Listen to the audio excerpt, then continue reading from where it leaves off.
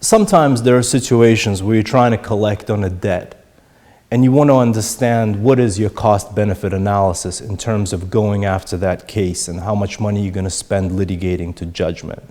And as part of that preliminary analysis, you want to take a look at and make sure that the debtor actually has assets that you can recover against. So in a typical case, in a business case where you're suing, let's say, for breach of contract or enforcement of a promissory note, you want to, at the inception of the case, before you file the complaint, do some research in terms of what is the debtor's liquidity, what type of assets do they have.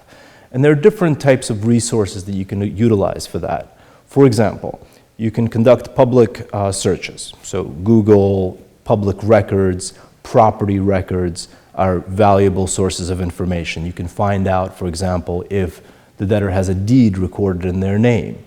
There are also databases you can use. There are certain background searches which you can use. Some of them are paid, some of them are free. There are also obviously sophisticated investigators which have expertise in things like tracing of assets and identification of bank accounts from public information, such as, for example, court records. If the debtor was involved previously in litigation, you can search through the court records to understand what type of disclosures may have been made in those cases.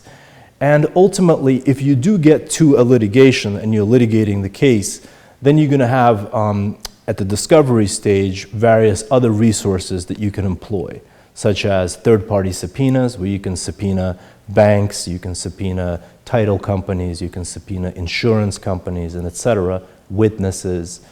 So those are typically the ways that people go about in trying to ascertain from the get-go what are the assets that you could potentially recover if you're successful in obtaining a judgment against a particular debtor.